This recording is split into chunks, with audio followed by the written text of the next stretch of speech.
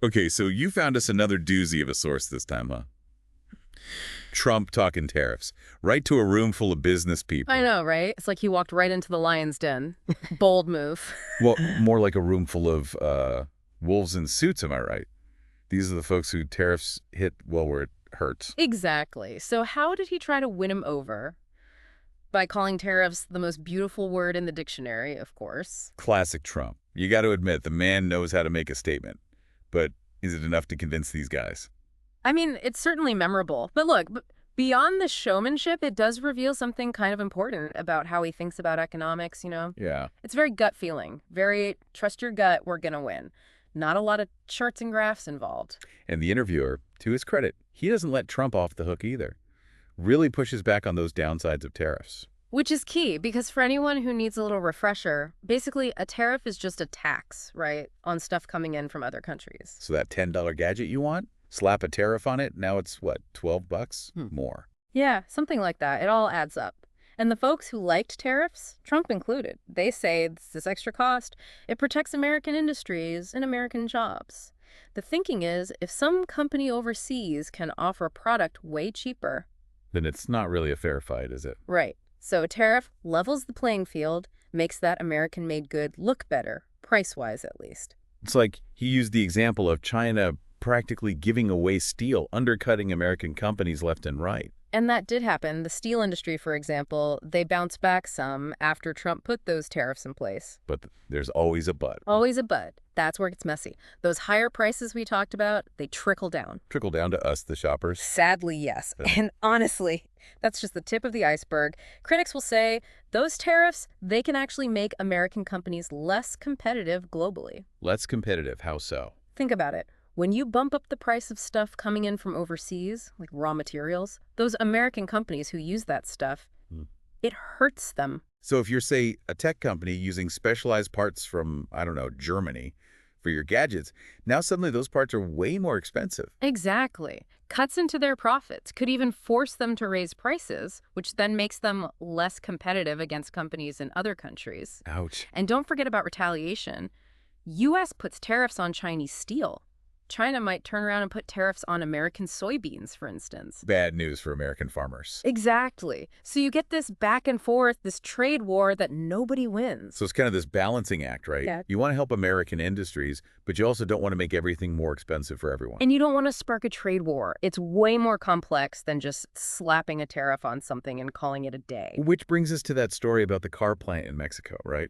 Trump tells it like it's straight out of a movie. He's talking to this guy who builds factories, like for a living. Talk about your front row seat to globalization. This is where those big policy decisions, they really hit home. And this guy, he tells Trump that construction on this massive new plant just stopped, completely dead, when Trump became president. Like the writing was on the wall. Wow. Imagine being that guy, getting that phone call. Talk about your business going sideways overnight. Trump even quoted the guy, saying, "Mr. President, if you hadn't won, that factory would crush Detroit." Strong words. But it gets to the heart of the problem, right? Cheaper labor, cheaper goods for consumers, but what happens to the American worker? Right. It's like, are we willing to pay a bit more to keep jobs here? That's the question, isn't it? It is, and it's one a lot of people are wrestling with, especially in those parts of the country where factories have shut down, jobs have gone overseas. It's a real concern. And Trump knows it. He even brought up John Deere, saying he basically stared them down over moving tractor production overseas. Another example of, in his view, using tariffs as a bargaining chip, a way to protect American jobs. And look, it's not just big factories and tractors. This is something, even small businesses deal with every day. Those supply chains, where your materials come from, it all plays into this, right? 100%. Whether you agree with his tactics or not, I think Trump really shines a light on this huge question. How do you make sure everyone benefits from a strong economy, especially those who might lose out when jobs go overseas? That's a tough question. Honestly, we could do a whole other deep dive just on that. And that's where things get really interesting, right? Because those tariffs, that trade war, it all ties back to this other big issue, government spending. Oh, yeah. The interviewer did not shy away from that. He brought up some pretty big numbers about how much all this could add to the national debt. And we're not talking millions here, right? Trillions. With a T. Trillions with a T, exactly. Oh. And it's not just about how much money we're talking about, it's how it all affects the value of the US dollar globally. So, Econ 101 time. Because honestly, I could use a refresher on this stuff. Sure, so think of it like this. The US dollar, it's like the cool kid in school. Everyone wants to be friends with it. Countries all over the world, they use it for their business deals. It's like the backbone of the whole global financial system. Makes this kind of big deal, right? Exactly. But with great power comes, great responsibility. And part of that responsibility, making sure the dollar stays valuable. Because when the government spends more than it takes in, well, it has to borrow money, which increases the number of dollars out there in the world. And more dollars in circulation, that weakens it. Like each dollar is worth less. You got it. Basic supply and demand. Too much of something, it's not as valuable. And that, my friend, that's basically what inflation is. So basically everything gets more expensive Ah. because your dollars don't go as far. Sadly, that's the gist of it. That cup of coffee. More expensive. That new phone you want. More expensive. Ouch, right. And the interviewer, he was basically saying Trump's policies, they could create this perfect storm. A perfect storm of debt, inflation, and a weak dollar. Sounds Yeah. not great. Yeah, not great at all. And a weak dollar, that has a domino effect. Makes it harder to buy things from other countries, makes American investments less appealing. It's a whole thing. Okay, but for all that talk about economic doom and gloom, Trump seemed pretty confident. He kept coming back to, his deal-making skills, even brought up that whole Air Force One thing. Oh, yeah. Yeah. Like, hey, I got a bargain on those planes. I can handle this too. And I gotta say, it's a good story, right? Mm. He's the tough negotiator. He's gonna cut through the red tape, whether it's airplanes or trade deals. Definitely. And it's a message that works especially for people who are fed up with government waste, right? Like, finally, someone who knows how to haggle. So is he onto something? Can you really just, bargain your way out of a massive deficit? It's not that simple, unfortunately. It's not like buying a used car, We're talking about healthcare, defense, all these massive systems with long-term consequences. Okay, fair point. But even on a smaller scale, like the Air Force One deal, was it really saving money? We're just shifting costs around. $1 million question, right. And it's worth asking, not just about Air Force One, but about any time the government says it's cutting costs. Who wins and who loses? That's a whole other episode right there. For sure.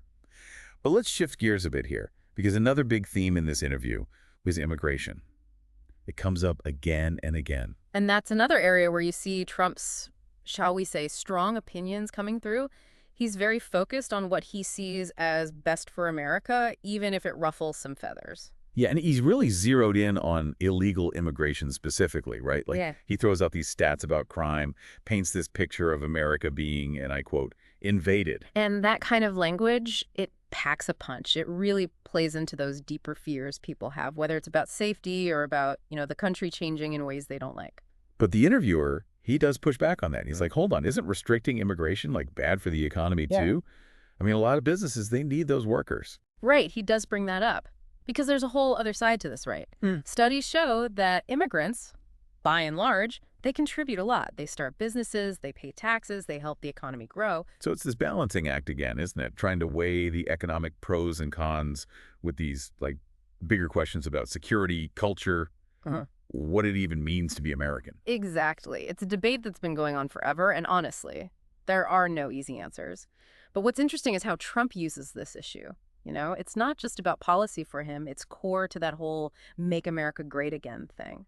Yeah, it all ties back to those anxieties we were talking about earlier, that feeling some people have that things are slipping away, that America's not on top anymore. Right, exactly. It's nostalgia, a longing for a time when things seemed, I don't know, simpler, maybe, more secure.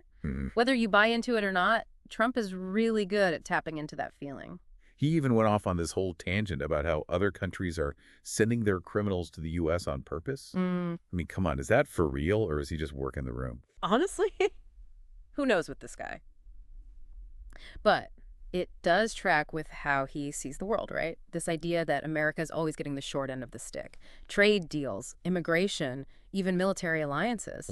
In his mind, if someone else is winning, America must be losing. Exactly. Zero-sum game. And look, whether you agree with him or not, that kind of message, it really lands with a certain audience. People who feel like they've been left behind, like the system's rigged against them. Yeah, and that's what makes him, I don't know, fascinating to listen to, right? He's not just talking policy. It's He's speaking directly to those feelings. Exactly, and that's what's made him such a force in American politics, for better or worse. He understands how to connect with people on an emotional level. Absolutely.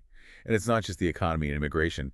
This interview, it's all over the place. The 2020 election, aging, even those cognitive tests he bragged about acing. Yeah, that was interesting. Like, he actually suggested everyone running for office should have to take a mental test. It does make you think, doesn't it? Like, what does it really take to be a leader?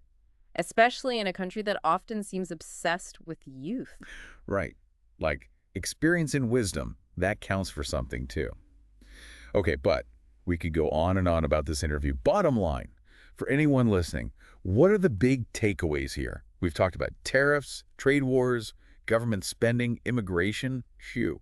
Honestly, I think it boils down to this: understanding how persuasion works. Because whether you love him or hate him, Trump is a master at getting people on his side. It's not always about facts and figures with him, is it? It's about tapping into those gut feelings, those deeply held beliefs. Exactly. And that can be, honestly, kind of scary because when you move away from data and logic, it's hard to have a real conversation about the best way forward. Right. So what do we do? We think critically, we ask questions, we don't just take things at face value no matter who's talking. Couldn't have said it better myself. To everyone listening, next time you hear a politician making big promises, promising easy solutions to complicated problems, remember this conversation. Do your research. Think for yourself. And as always, keep diving deep.